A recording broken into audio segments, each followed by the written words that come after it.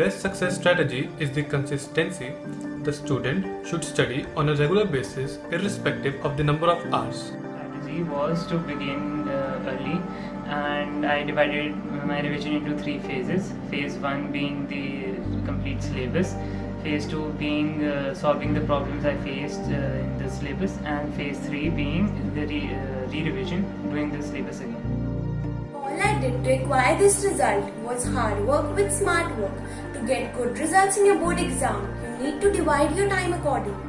I think it was studying regularly for a fixed period of time every single day. If you can give 3 to 4 hours out of the 24 hours which you have in a day to studying, you're more than good to go. I decided to focus on what was more important, which is clearing basic concepts and clearing out your basic doubts. That's when I decided to approach the lesser important concepts.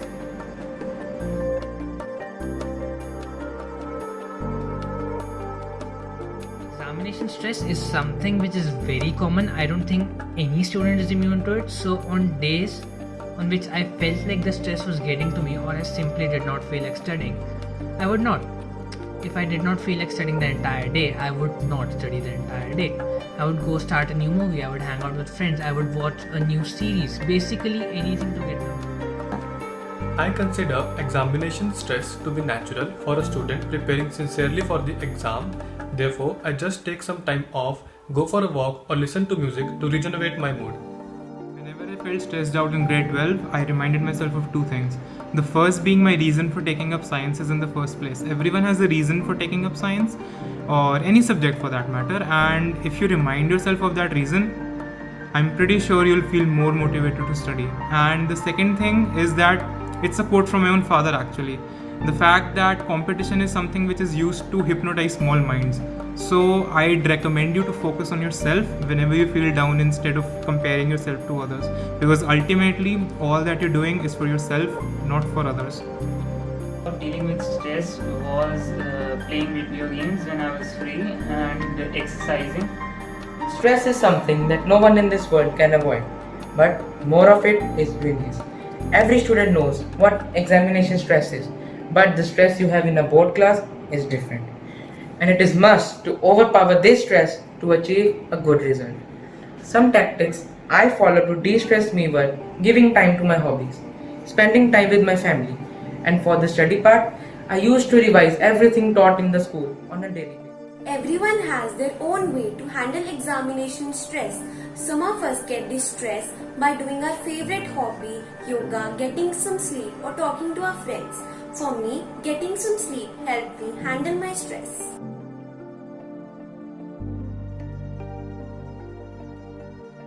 The school contributed a lot to my success. The teachers were very nice, very kind, they helped me a lot, and the school facilitated every need I had, which helped me a lot.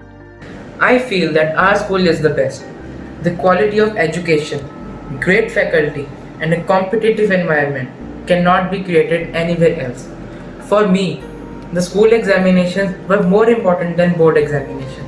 By preparing seriously for a school exam, I was actually revising my chapters in a more better way for the finals. The regular class. In my endeavor of scoring well in grade 12, everything from tips to important topics, practice tests, class notes were provided to ensure the optimum preparation for my exams, and I'm really thankful to my school for providing me that opportunity and the content which was needed to score well. I credit all my success to the school. The school has always been very supportive. The teachers have taught me to overcome any hurdles faced in the exam.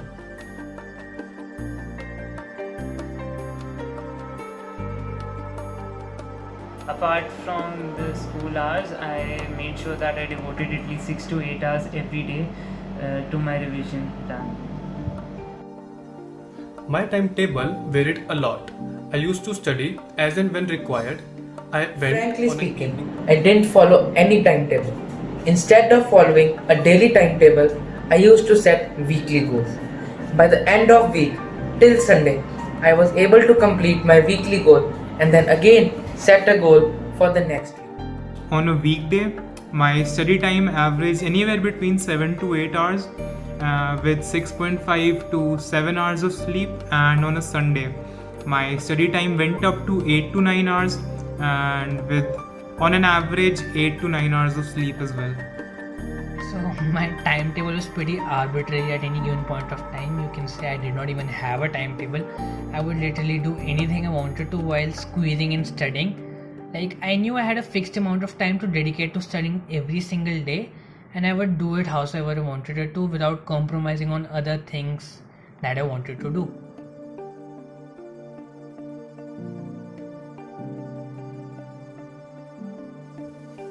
One of my hobbies was playing volleyball. Whenever I felt overburdened by the pressure of studies or I felt a bit demotivated, I used to go and play volleyball with my friends. My hobbies are playing board games like chess and other outdoor games like cricket. I also used to play chess every night with my father.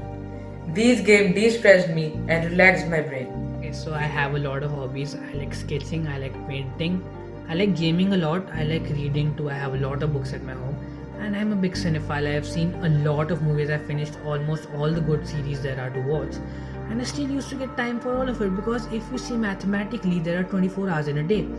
If you donate 8 to sleeping, 5 to school, 4 to studying, I'm taking the higher number here, and 1 hour if you consider for all the random stuff that you do in an entire day, you're still left with 6 more hours to do anything you want to. So there is no need to compromise your hobby. I like playing video games, and I also like a little bit of gardening. So every day I take out some time which I devoted to these things. My main hobby in grade 12 was video editing. Even though I have a lot of hobbies, I chose to pursue these two hobbies in grade 12 because they're viable, they don't require much time on a daily basis, and they can also be translated into a skill in the future. I love to dance, listen to music, and also write quotes sometimes. I would suggest you not to study continuously and take small breaks in between to freshen up your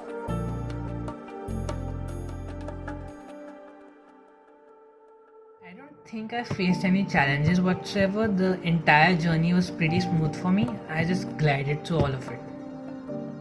Area of challenge for me was chemistry. It is my weak subject, so I took a lot of help from my teachers. I revised the NCERT multiple times, and The part I felt most difficult was geography. All the chapters in geography are small, but there is a vast portion that has to be crammed. For this, I made notes of each chapter by writing all the important facts at a single place. The main problem faced by me was exam temperament. I contacted my teachers and asked for help. They provided me with mock tests and different kinds of papers so that I could attempt them and improve my exam temperament.